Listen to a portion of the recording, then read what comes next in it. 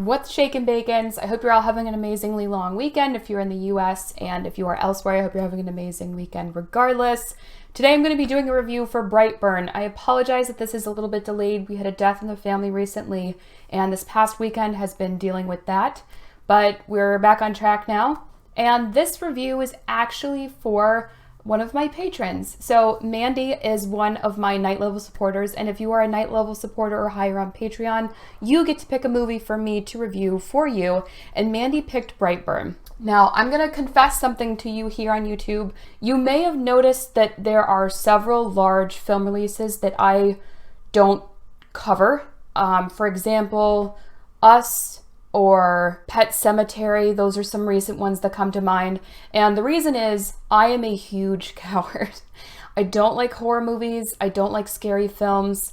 I have lived in several haunted houses throughout my life, and I've experienced some weird stuff. And when I watch scary movies, I get night terrors for weeks afterward. So I typically don't expose myself to them for that reason. I'm also not great with gore, which is why I'm not a doctor. Sorry, Mom, I know that's what you wanted.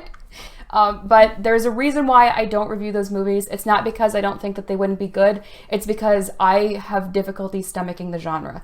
So I was originally not planning on seeing this film because it is largely marketed as at least the trailer makes it look like a horror movie. So just for anyone who's wondered why I don't cover large films like these, it's honestly because I don't want to subject myself to weeks of sleeplessness based on past personal experience. So I hope you guys understand that. However, I did my best effort because Mandy requested this. And another shout out to another patron, RD Ortuno, who gave me a non-review review of the gore level and whether or not he thought I could handle this movie. So big props to RD. Thank you so much for doing that, because I was able to get up the guts to give this movie a shot. So Mandy, thank you so much for your support, and to all of my patrons on Patreon, thank you so much for your support as well. This review is going to be non-spoilers, so if you're going to see this movie and you're worried about me spoiling it, don't worry, I'm keeping things non-spoilers for this review. Brightburn is directed by David Yarovsky. His IMDb page lists him as being known for Guardians of the Galaxy in 2014. Upon digging, all I could find in relation to that is that he was credited as an actor for Guardians of the Galaxy 2014, and his role is listed as Goth Ravager. So that's who we're dealing with. He does have other film credits to his name, none of which I have seen. This film was produced by James Gunn, who was the director of Guardians of the Galaxy, and they've really leaned heavily on that name for the marketing for this. And it was written by his brother and his cousin, who are two other Gunns. So I guess they're keeping it all in the family and giving family opportunities, which is nice, I guess, for his brother and his cousin. Brightburn is set up as a sort of bizarro world or reverse Superman story, in which the premise is explored. What would happen if a young boy came to Earth as an alien in a spaceship similar to Superman, but instead of becoming good and using his powers for good, what if he was bad? The film explores what happens when this child in particular, named Brandon, discovers his powers and then begins to turn into a sociopathic supervillain, as well as exploring how his family adapts to those changes and how it impacts the people around him. At this point, I have a question for you.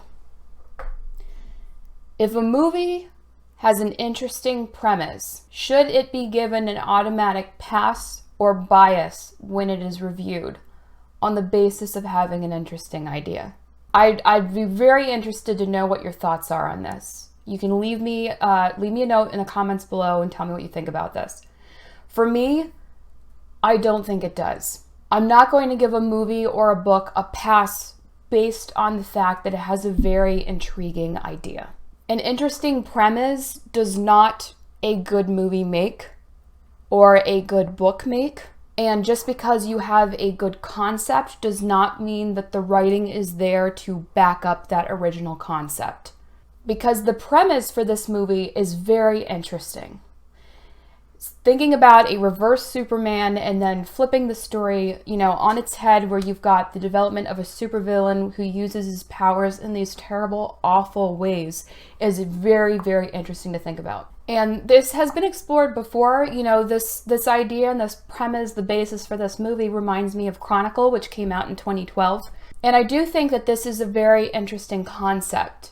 However, I don't think that this concept reached its true potential with this movie. And there was a lot of potential in the storyline that did not come to fruition.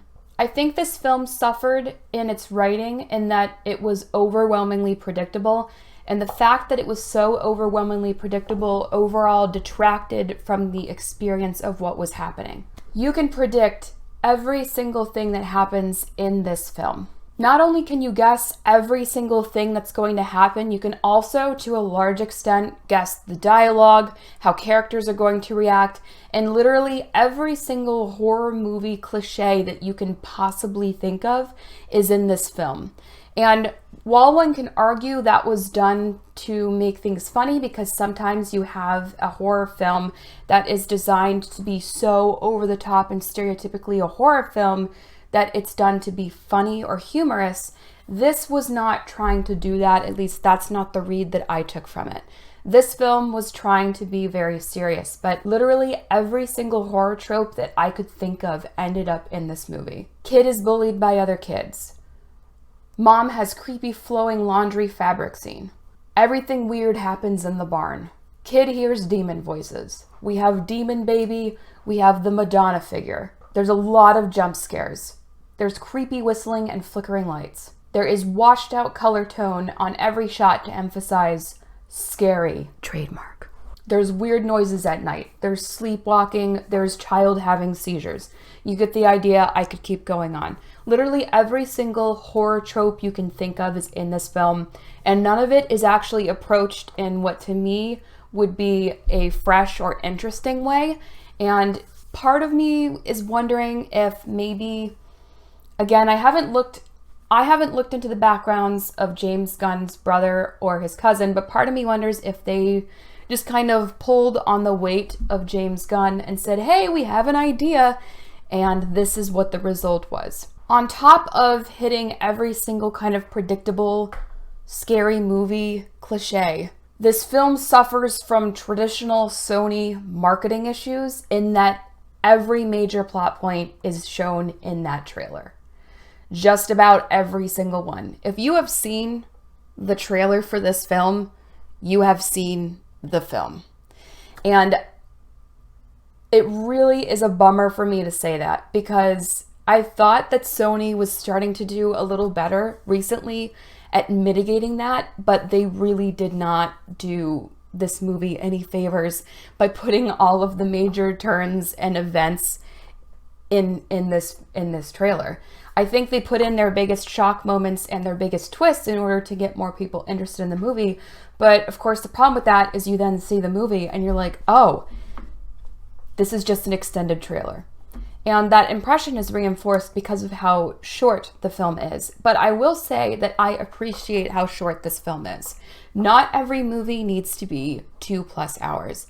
I feel like that is a trend that has been starting to get under my skin when I go to the theater these days. It seems like every single film is shooting for over 2 hours. And what that can end up leading to is extra padding or fluff in a movie that doesn't need to be there. And it can end up dragging the pace or interrupting the flow of the film. And I will say that this film does not suffer from that. The pacing is well done. And I think that they did a good job at constructing the story, despite how predictable it is. There's no lags, and you are interested in seeing what's going to happen, even though you can guess the entire time what's coming, especially if you've seen the trailer. There is one thing that the trailer does not give away that was not predictable, that occurs at the end, and the mother discovers it, and I will not spoil it. And that was enough that it really emphasized how far Brandon has fallen, because the movie is showing you all this dark stuff that he's begun to do, and at the end you get a hint that he's been doing even worse things that he's been hiding from you as a viewer, because you are not an omniscient viewer in this film.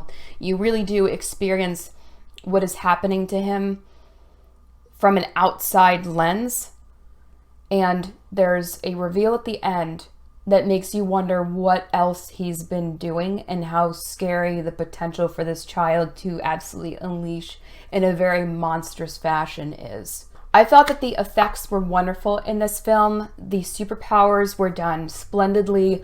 They looked incredibly real. CG has so improved in the last several films that I've seen. And if I didn't know better, if I brought someone from even just 50 years forward to our present time and I showed them a movie like this, I think the effects in this film are good enough that you might reasonably have someone who is not acquainted with the technology questioning whether or not people now have superpowers. It was very, very well executed. I was incredibly impressed with the cinematography and with the effects and with the visuals that were presented in this movie.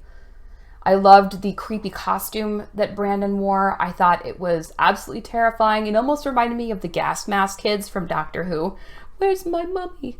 That freaked me out big time when I first saw that episode. They also nailed the gore. If you like the gore thing, gore makes me physically sick, so I actually could not watch those scenes. I will freely admit I looked away and I plugged my ears as well because you can still hear what's going on and I started feeling ill. So I was like, ooh. So if you are into gory movies, you will probably like a bunch of the scenes in this one because some of the stuff they do is pretty intense.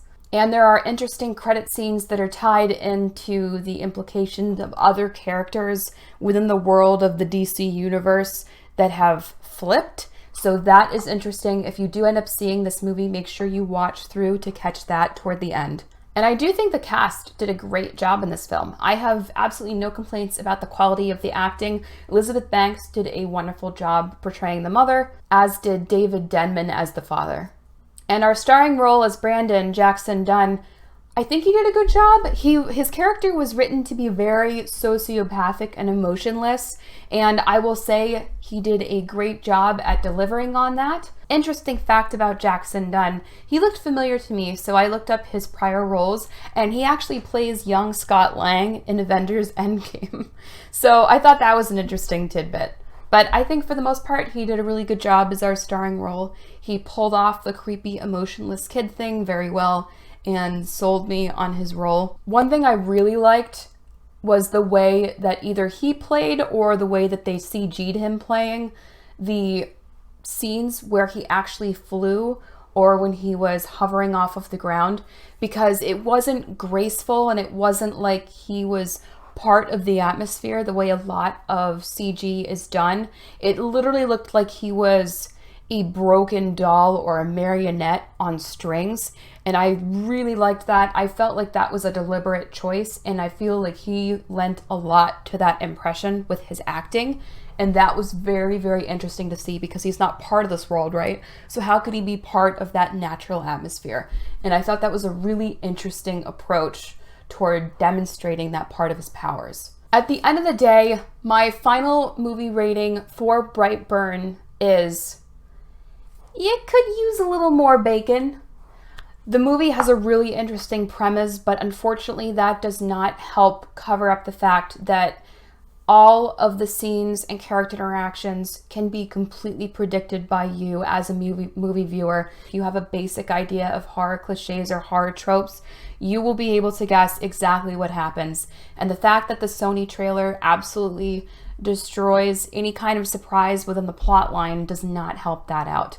I think that much like Game of Thrones and much like other movies that have come out recently, this film suffered from the lack of skill in the writers themselves. I think if they had the same premise and it was given to a writer with slightly more skill, like let's just pick Stephen King. Stephen King is a horror master, right? If this premise was given to Stephen King, I would be intrigued to see how different it would turn out and whether I would like it more, because it really is an interesting idea. But like I mentioned when I first started doing this review, just because you have an interesting concept or an interesting idea, that does not mean that once it's executed, it's going to turn out as good as that original thought was. And I think that is what happened here. So it could use a little more bacon. It has a lot of potential. If you're interested in the premise of this movie, you may end up enjoying it. It's difficult for me to review a film like this because this is not my genre of expertise, and I have a hard time stomaching films like this, which is why I'm kind of fixating on the writing and how predictable it was. I have heard other people absolutely loved this movie, and I think it probably also helps if you're a fan of Superman and you love the concept of something getting flipped. If that is the case, you should go see this in theaters. If not, I will tell you personally, I can't say I would recommend that you go to the theater and spend money on a ticket for this. This might be a wait till it comes out and like rent it on Amazon or watch it through Netflix or something like that. Did you see this movie or do you plan to? What are your thoughts on this? Did the predictability of it bother you? Or did you enjoy that you were able to see where the story was going and how Brandon was developing as a supervillain? Let me know in the comments down below. And Mandy, thank you again so much for your support. And thank you for requesting this film because I probably would not have seen it otherwise. And it was very interesting for me to actually see a film that was out of my usual wheelhouse, despite the fact that I had to look away a couple times.